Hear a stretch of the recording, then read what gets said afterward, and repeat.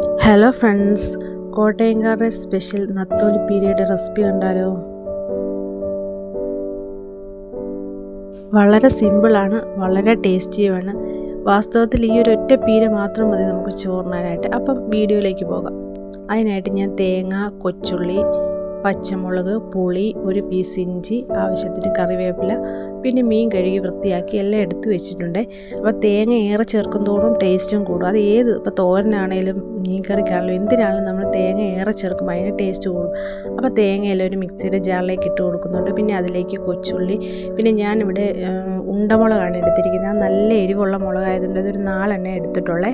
ആ പച്ചമുളകിന് നല്ല എരിവാണ്. അപ്പം ഒരുപാട് എരിവായാലും പാടായതുകൊണ്ട് 4 എണ്ണ എടുത്തിട്ടുണ്ട്. അപ്പം അതെല്ലാം ഇഞ്ചിയും എല്ലാം കൂടി ഇട്ട് ഒരല്പം മഞ്ഞൾപ്പൊടിയും കൂടി ഇട്ട് നല്ലപോലെ ഒന്ന് ചതച്ചെടുക്കുന്നുണ്ട്.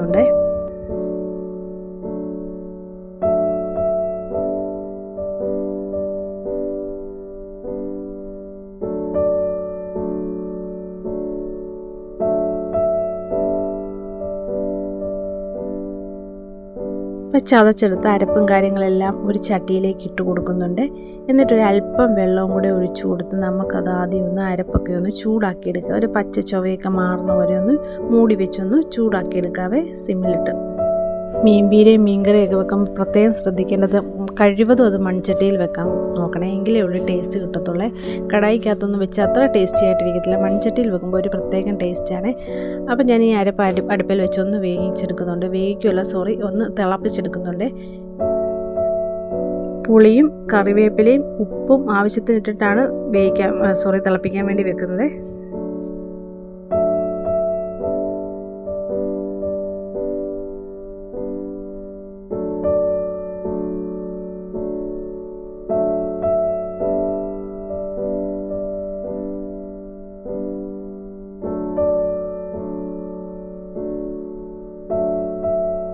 അപ്പോൾ നമ്മുടെ അരപ്പ് ഇവിടെ ചെറുതായിട്ട് തിളച്ച് വരുന്നുണ്ട്. ഇത് നമുക്ക് മീൻ കഴുകി വൃത്തിയാക്കിയിരിക്കുന്ന മീൻ ഇട്ട് കൊടുക്കാം. ഞാനൊരു 1/2 കിലോ മീനാണ് എടുത്തിരിക്കുന്നത്. അതിന് ആവശ്യമായ ഗ്രേവിയാണ് റെഡിയാക്കിയിരിക്കുന്നത്.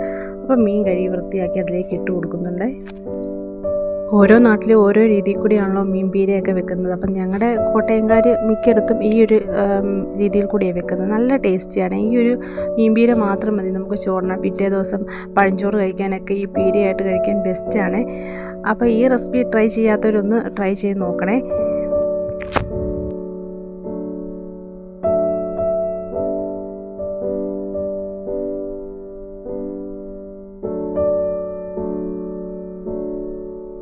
അപ്പോൾ പീര സെറ്റായി വന്നിട്ടുണ്ട്. അപ്പം ഞാൻ ഒരുപാട് പറ്റിച്ചങ്ങ് ഡ്രൈ ആക്കുന്നില്ല. ഒരല്പം ചാറോട് കൂടിയാണ് പീര എടുത്തിരിക്കുന്നത്.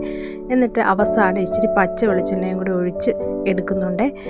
അപ്പം ഇതാണ് ഞങ്ങളുടെ കോട്ടയംകാരുടെ സ്പെഷ്യൽ നത്തോലി കൊഴുവ പീരയുടെ റെസിപ്പിയെ. അപ്പോൾ ഈ റെസിപ്പി ട്രൈ ചെയ്യാത്തവരൊന്ന് ട്രൈ ചെയ്ത് നോക്കുക. നിങ്ങൾ ഒരിക്കലും ഇത് ഉണ്ടാക്കി നോക്കിയിട്ടുണ്ടെങ്കിൽ തീർച്ചയായിട്ടും പിന്നെ നത്തോലി കിട്ടുമ്പോൾ ഈ രീതിയിലേ വെക്കത്തുള്ളൂ.